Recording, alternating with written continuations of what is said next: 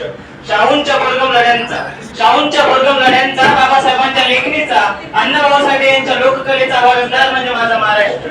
105 हुतात्म्यांचा आणि दिल्लीच्याही तख्ताला घाम फुटवणाऱ्या जिगरबाज मावळ्यांचा माझा महाराष्ट्र.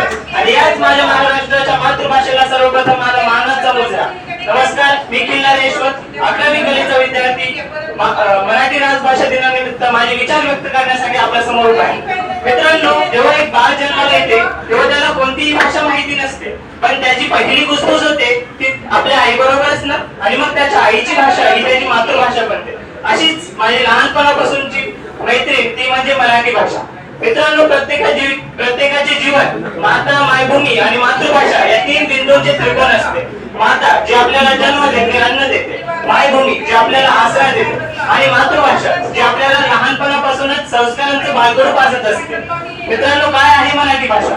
ज्ञानेश्वरांनी रचवली ती भाषा मराठी, शिवरायांनी टिकवली ती संस्कृती मराठी, संतांनी वाढवली ती वाढ मराठी, आणि आमची अभिमानी भाषा म्हणजेच मराठी.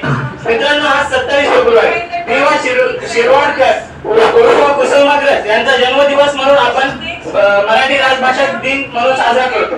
कुसुमाग्रजांनी त्यांच्या अमूल्य व अमृततुल्य लेखणीतून आज मराठी भाषा आजन्म श्रीमंत केली आहे.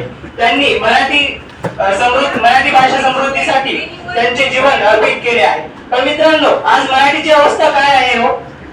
आज मराठी भाषा विलुप्त होत चालली आहे का, हा प्रश्न कधी कधी मलाही पडतो. आणि जेव्हा या प्रश्नाच्या उत्तराचा शोध जेव्हा मी घेतो तेव्हा मला एकच उत्तर मिळतं, आणि ते म्हणजे खरंच आज मराठी भाषा विलुप्त होत चालली आहे. मित्रांनो, आज आपल्या तोंडी मराठी भाषेच्या ऐवजी इतर भाषेचे शब्द जास्त आहेत. मी असं म्हणत नाही की इतर भाषा तुम्ही अवगत करू नका, पण त्याचबरोबर तुम्ही मातृभाषेचाही सन्मान आदर केला पाहिजे. मित्रांनो, आज मराठी भाषेतून मुलांना शिकवणं म्हणजे मागासलेला पण समजला जातो. आज मराठी शाळा विलुप्त होत चालल्या आहेत. मित्रांनो, एके दिवशी मी एक माझा अनुभव तुम्हाला सांगतो. एके दिवशी माझा एक मित्र माझ्याजवळ आला आणि मला म्हणाला, यशवंत, मला अर्ध्या दिवसाची रजा पाहिजे आहे, तर मला अर्ज लिहून देतो का? मी त्याला प्रतिप्रश्न केला की का, तुला अर्ज लिहिता येत नाही का? तर तो मला म्हणाला, नाही रे, अर्ज लिहिता येतो. उत्तर नीट आहे का?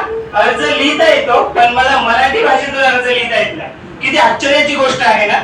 आपण महाराष्ट्रात राहतो, मातृभाषा मराठी ही आपली मातृभाषा, आणि आज आपण तिलाच विसरत चाललो आहे. मराठी बोलणारा महाराष्ट्राचा माणूस हा जगाच्या कानाकोपऱ्यात पोहोचला आहे, आणि त्या कानाकोपऱ्यांची भाषा अवगत करून तो आज आपल्या मातृभाषेला विसरत चालला आहे. म्हणून खरंच आज मराठी भाषा संवर्धन ही काळाची गरज आहे.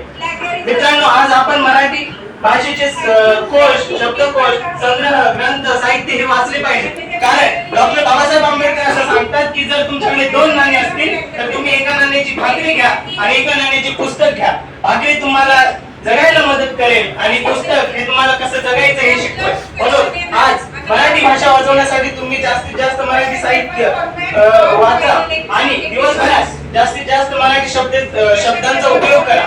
शेवटी जाता जाता एवढेच म्हणेन, लाभले आम्हास भाग्य बोलतो मराठी, जाहलो खरे धन्य ऐकतो मराठी, जात धर्म पंथ एक जाणतो मराठी, एवढ्या जगात माय मानतो मराठी. धन्यवाद.